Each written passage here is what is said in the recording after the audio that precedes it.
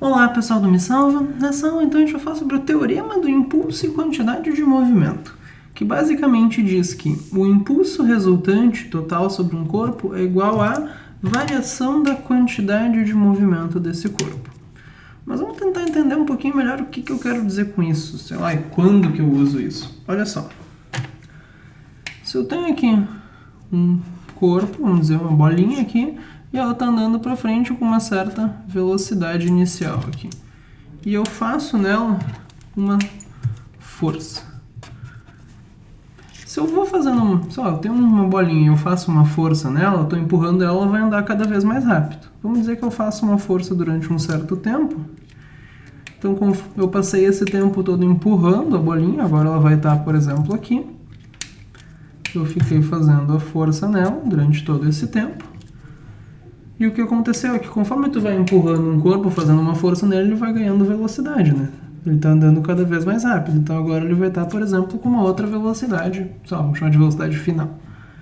A ideia é que aplicar uma força durante um certo tempo é basicamente um impulso. E quando eu relaciono o impulso com a variação da quantidade de movimento, essa relação aqui serve basicamente para eu conseguir relacionar essa força e o tempo que ela ficou agindo com essa mudança de velocidade aqui. É basicamente para isso que serve, relacionar a força com a mudança de velocidade. Vamos tentar entender isso um pouquinho melhor, olha só. O impulso, para quem não lembra, o impulso resultante é a força resultante vezes o tempo que ela fica agindo. É uma força que age durante um certo tempo. Então, o impulso total seria a força resultante vezes o tempo que ela ficou agindo. Essa força aqui que eu fiz vezes o tempo que ela ficou agindo. Isso é igual à variação da quantidade de movimento. Variação em física é sempre o final menos o inicial, né? Quantidade de movimento final menos a quantidade de movimento inicial. Quantidade de movimento, para quem não lembra, a gente calcula como a massa vezes a velocidade.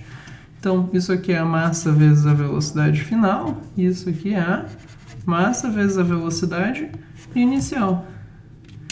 E aqui eu tinha a força vezes o tempo.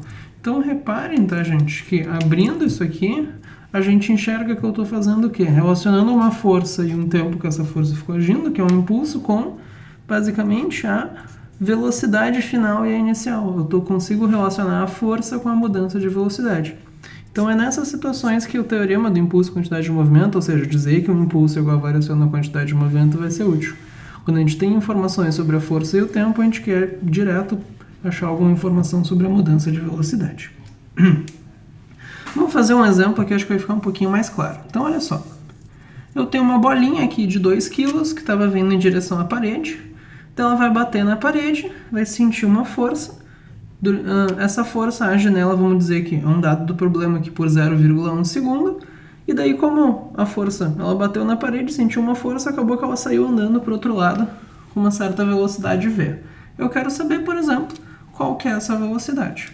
Então, olha só, eu quero relacionar uma força que agiu um tempo com mudança de velocidade. O teorema do impulso e quantidade de movimento pode ser um bom atalho. Então, o impulso é igual à variação da quantidade de movimento. Essas flechinhas que eu fico desenhando aqui, tá, gente? Não é à toa, é para lembrar que elas são grandezas vetoriais. Quando a gente fala de grandezas vetoriais, o que significa? Os dois apontam para algum lugar. Eles podem ser ou para frente ou para trás. E a gente tem que incorporar isso no exercício. Como é que a gente faz isso?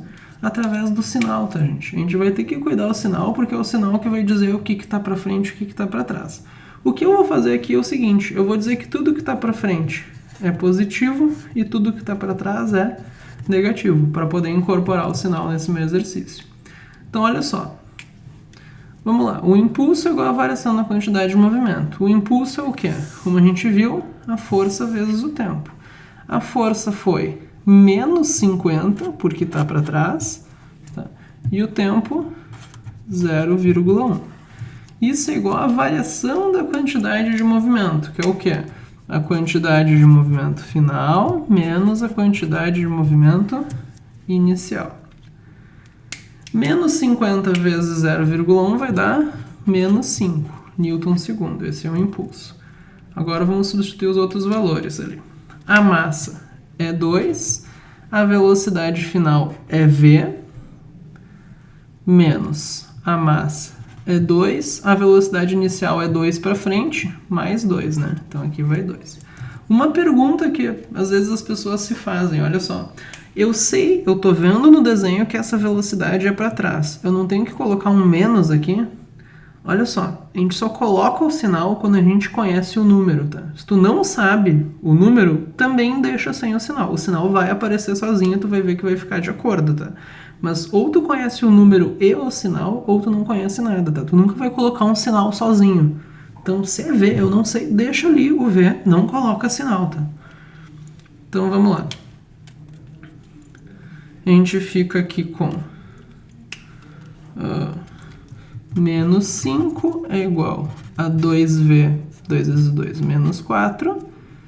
Então, passa para lá. Menos 5 mais 4 é igual a 2V. Então, só vou escrever aqui, né? 2V é igual a menos 1. V é igual a menos 1/2, ou menos 0,5, se preferir. Então, essa velocidade com que ele saiu andando para lá é de 0,5. Notem o sinal de menos aqui, que quer dizer o quê? Que como o desenho representa, ele foi para trás. Podia ser... se a gente achasse positivo, quer dizer que eu errei. Não necessariamente, tá? O desenho podia ter errado. Pode ser que essa força aqui... positivo seria meio estranho, porque ele não vai passar da parede, né? Mas, enfim... Nem se ele só tivesse batido num obstáculo, tivesse como continuar, podia ser que a força não fosse suficiente para fazer ele voltar. Mas olha só, então esse menos 5 quer dizer que é para trás. No fim, eu achei que a velocidade, então, é isso aqui, 0,5 metros por segundo para trás. Tá? Tu não é obrigado a dizer que para frente é positivo e para trás é negativo, tá? Tu poderia dizer o contrário. Eu só sei que esse menos quer dizer para trás porque foi a convenção que eu usei, tá? A representação correta tu tem que avisar que isso aqui diz que é para trás. Mas enfim, então por essa aula era isso, tá, gente? Espero que tenham entendido. A ideia é bastante simples, tá? E muito obrigado pela atenção, espero que tenham gostado. Até a próxima!